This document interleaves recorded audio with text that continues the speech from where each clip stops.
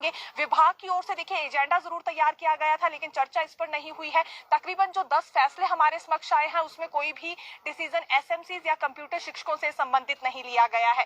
जो 10 के करीब फैसले हुए हैं उसमें एक तो डे बोर्डिंग स्कूल्स को लेकर है। 10 विधानसभा क्षेत्रों में अभी यहाँ पर डे बोर्डिंग स्कूल्स बनाए जाएंगे। वो पूरा इंफ्रास्ट्रक्चर इन स्कूल्स में तैयार होगा जैसा हुबहू हमें बड़े हाई प्रोफाइल प्राइवेट स्कूल्स में देखने के लिए मिलता है। इस फैसले को लेकर मंजूरी मिल गई है।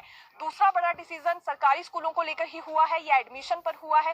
देखिए 6 वर्ष का बच्चा पहली कक्षा में दाखिला ले सकेगा, लेकिन अब इसमें 6 महीने की छूट और ज्यादा दी गई है। यानी कि 5.5 साल का जो बच्चा होगा उसे भी अब यहाँ दाखिला दिया जा सकता है पहली कक्षा में। पहले 6 साल तक के बच्चे को दाखिला देने की बात कही गई थी, अब इसमें 6 महीने की छूट और ज्यादा दे दी गई है, तो 5.5 साल का बच्चा भी दाखिला ले सकेगा। इस फैसले को पिछले कल की कैबिनेट बैठक में मंजूरी मिल चुकी है।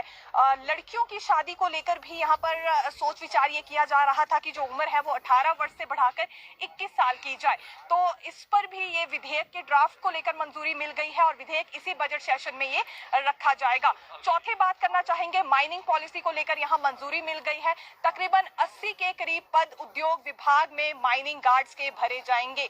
ये 4 से 5 के करीब बड़े फैसले जो कि पिछले कल की कैबिनेट बैठक में लिए गए हैं उससे संबंधित से दिखा रहे हैं। देखिए बजट सेशन का आज दूसरा दिन है। पिछले कल की अगर बात करें तो राज्यपाल अभिभाषण के साथ शुरुआत हुई थी और आज ही राज्यपाल अभिभाषण पर चर्चा भी होनी है, साथ ही साथ सप्लीमेंट्री बजट भी पेश किया जाना है।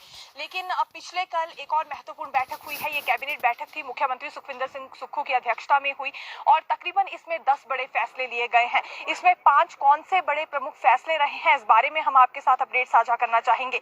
सबसे पहले आपको ये क्लियर कर देते हैं, क्योंकि जेओआईटी एसएमसीज ये आस लगाकर बैठे थे कि हो ना हो इनके मुद्दे को भी इसमें जरूर एक तरह से चर्चित किया जाएगा, कोई ना कोई फैसला इनके मुद्दे पर भी सामने आएगा, लेकिन ऐसा कुछ हुआ नहीं। जेओआईटी पर कोई चर्चा हुई नहीं है और कारण इसका बड़ा ये माना जा रहा है कि हाल ही में उद्योग मंत्री हर्षवर्धन चौहान की ओर से स्टेटमेंट ये दी गई थी कि कैबिनेट सब कमेटी के अध्यक्ष डिप्टी सीएम मुकेश अग्निहोत्री है, जब तक वो वापस नहीं लौटते हैं तब तक पहली बैठक इस कमेटी की नहीं हो पाएगी। तो यानी कि इंतजार अभी करना होगा मुकेश अग्निहोत्री के लौटने तक का, उसके बाद ही जेओआईटी पोस्ट कोड 817 के इशू पर कुछ हो सकता है।